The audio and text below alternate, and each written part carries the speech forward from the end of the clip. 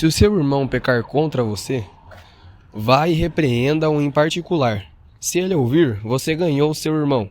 Mas, se não ouvir, leve ainda com você uma ou duas pessoas, para que pelo depoimento de 2 ou 3 testemunhas toda a questão seja decidida. E se ele se recusar a ouvir essas pessoas, exponha o assunto à igreja. E se ele se recusar a ouvir também a igreja, considere-o como gentil e publicano. Em verdade lhes digo que tudo o que ligarem na terra terá sido ligado nos céus, e tudo o que desligarem na terra terá sido desligado nos céus. Em verdade também lhes digo que, se 2 de vocês sobre a terra concordarem a respeito de qualquer coisa que vierem a pedir, isso lhes será concedido por meu Pai, que está nos céus. Porque onde estiverem 2 ou 3 reunidos em meu nome, ali estou no meio deles. Essa é de longe a passagem mais mal interpretada da Bíblia, ou uma das. Mas para a gente não cair no erro de mal interpretar a passagem, é importante a gente ler os versículos 15 até o 20, e não apenas o versículo 20, como muitos fazem. Ainda assim, o conceito bíblico de que Deus estará onde estiverem 2 ou 3 em nome do Senhor é correto. Mas, se você tem o Espírito Santo e está sozinho no seu quarto, Deus também está com você e você também faz parte da Igreja Celestial. Porém, uma congregação, obviamente, não é feita de apenas uma pessoa. E é nesse caso que contexto que Jesus dá as primeiras instruções a respeito da igreja. Deus é amor, mas também é disciplina. E aqui ele está falando sobre o julgamento da igreja, para a igreja julgar o que está acontecendo na congregação. A gente vai explicar isso versículo por versículo para entender a passagem. Então no versículo 15 vai dizer assim: se o seu irmão pecar contra você, vai e repreenda-o em particular. Se ele ouvir, você ganhou o seu irmão. Mas, se não ouvir, leve ainda com você uma ou duas pessoas, para que pelo depoimento de 2 ou 3 testemunhas, toda a questão seja decidida. E aí no versículo 17 vai dizer assim: e se ele se recusar a ouvir essas pessoas, exponha o assunto à igreja. Então a primeira instrução que Jesus dá é que dentro da igreja, aqueles que já creem, se um pecar, a gente deve repreendê-lo em particular, sem fazer alarde, sem fazer disso um espetáculo público, sem fofoca, visando repreender o irmão em amor e com base na palavra, não com base no que você acha que é certo, porque não importa a sua opinião, importa a opinião de Deus. Se Deus diz que você tem que ir para a direita e você vai para a esquerda, é você que está errado, não Deus. Do mesmo jeito, para exortar alguma pessoa dentro da igreja, você precisa mostrar na palavra de Deus onde o seu irmão está errando. Se não, é apenas a sua opinião. E para a gente fazer isso, é necessário a gente ter maturidade espiritual também, para que a exortação ela vise a restauração do irmão e não a sua humilhação. Mas se ele não aceitar a sua repreensão, você deve levar o caso, a gente pode dizer aqui para os dias de hoje, para alguma liderança da sua igreja, por exemplo. E aí eles vão julgar o caso. E se o irmão ainda assim continuar se rebelando, esse assunto será exposto à igreja. E esse irmão será excomungado. Ele não terá parte na membresia ou não terá parte na ceia do Senhor. E repare que não é uma pessoa que decide, são as pessoas. Então, essas decisões elas não devem ficar apenas ao critério de uma pessoa. Aí você pensa, poxa vida, Adriano, que duro isso que você está dizendo, mas é exatamente isso que a Bíblia orienta. E a gente tem o caso de 1 Coríntios, capítulo 5, onde Paulo diz àquela igreja que eles deveriam expulsar uma pessoa do meio deles. Sim, expulsar, porque ele estava tendo relações com a mulher do seu pai, a sua madrasta. Aquela pessoa não queria se arrepender. E nem os gentios faziam uma aberração dessas. Aquele rapaz estava no meio da congregação em um pecado terrível, dando mau testemunho e difamando o nome do Senhor. Então Paulo diz que expulsassem ele da comunhão, já que ele não queria se arrepender. E ele não culpa o pecador, mas ele culpa a igreja por não ter julgado o caso e permitir que esse escândalo estivesse acontecendo no meio da congregação dos irmãos. E aí depois, em 2 Coríntios, capítulo 2, Paulo ele fala de um homem que deve ser aceito novamente na congregação. E ele se refere muito provavelmente ao homem de 1 Coríntios, capítulo 5, que estava se deitando com a sua madrasta. Depois da carta de Paulo, a igreja julgou aquele caso, segundo as orientações do apóstolo. Mas agora, pelo que parece aqui, o homem ele não estava mais com o coração endurecido. Ele estava quebrantado. Vai dizer ali 2 Coríntios capítulo 2, versículos 5 a 8. Ora, se alguém causou tristeza, não o fez a mim, mas para que eu não seja demasiadamente áspero, digo que em parte causou tristeza a todos vocês. Basta-lhe a punição imposta pela maioria. Veja bem, punição imposta pela maioria. Maioria quem? Congregação.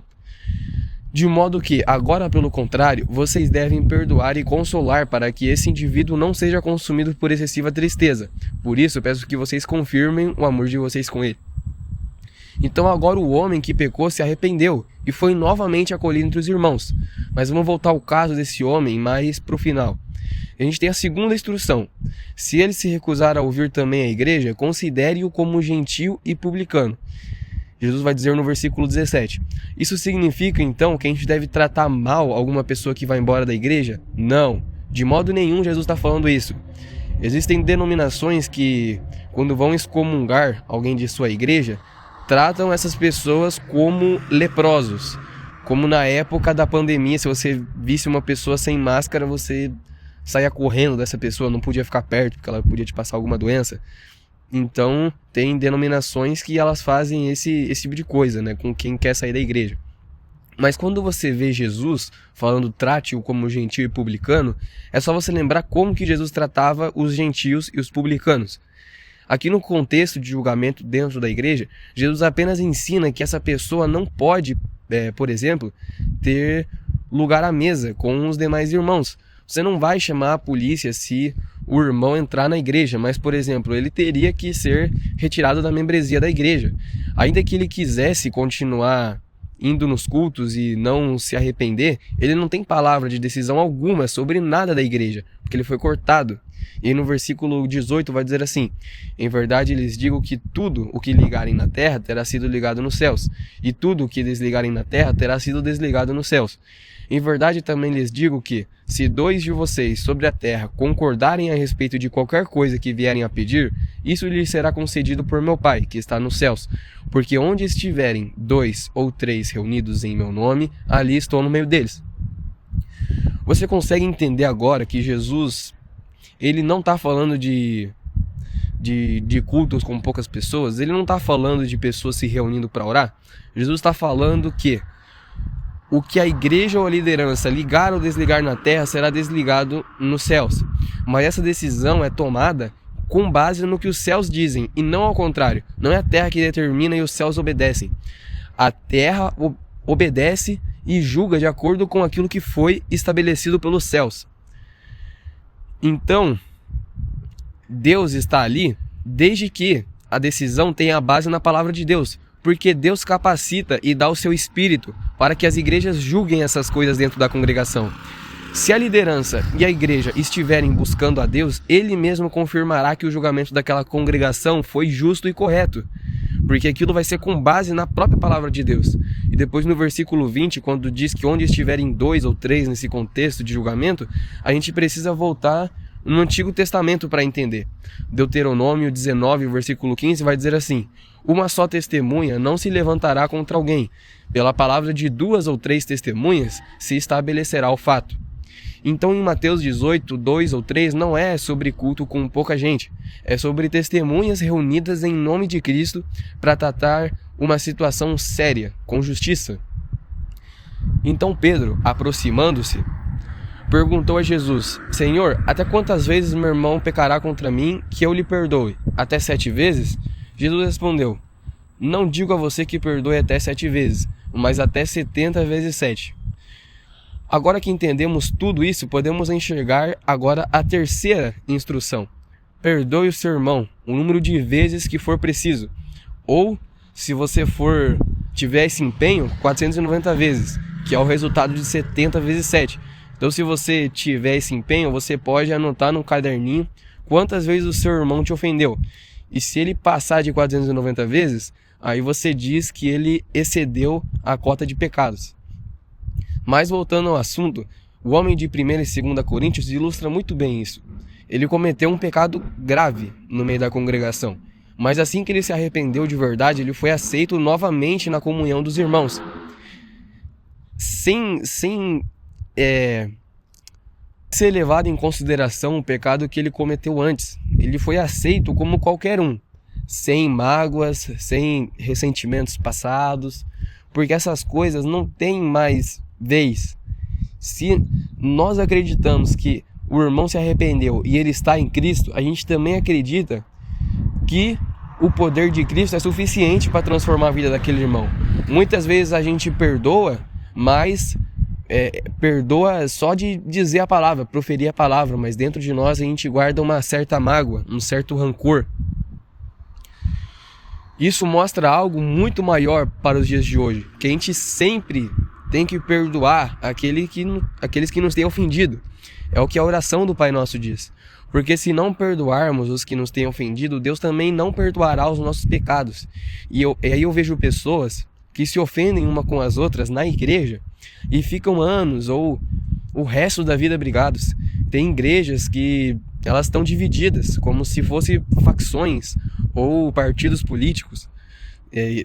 Aí a igreja não tem unidade. Tudo isso é porque os irmãos não conseguem se perdoar, não 490 vezes, mas nenhuma vez. Jesus depois ele vai contar uma parábola para ilustrar bem o que ele está querendo dizer. E nessa parábola ele fala de um servo que foi perdoado de uma dívida enorme, impossível de pagar. E depois de ter sido perdoado, ele não perdoou outro homem que devia 100 denários. E mandou esse homem que devia a ele para a prisão, para ele pagar o que ele devia. Veja bem, ele foi perdoado, mas ele não perdoou ninguém. Então o Senhor, sabendo do que ele fez, o entregou para os carrascos para que ele pagasse a sua dívida. A dívida impagável representa a salvação que nos foi dada pela graça por meio de Cristo.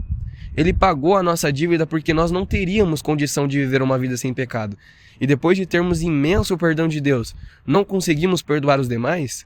Queremos que eles paguem pelo que eles fizeram? Depois o Senhor manda os carrascos prenderem aquele homem que não quis perdoar, até que a dívida fosse paga. Mas sabe qual que era a dívida do homem que foi perdoado e não quis perdoar? 10.000 talentos, que equivale a 165.000 anos de trabalho de um trabalhador comum. Ou seja, ele nunca ia terminar de pagar aquela dívida. Se nós não perdoarmos os que nos devem, Deus não perdoará a nossa dívida com ele. Só podemos pagar a nossa dívida se ele perdoar a dívida, porque nós não temos como pagar. Isso mostra que devemos julgar dentro da igreja, sim, mas também temos que perdoar o irmão sempre que ele se arrependa e aceitá-lo novamente na comunhão. E se você não perdoa quem te ofendeu, saiba que você não tem uma atitude de cristão, porque a falta de perdão, ela revela algo muito, muito pior. Revela um coração que ainda não entendeu o que é a graça.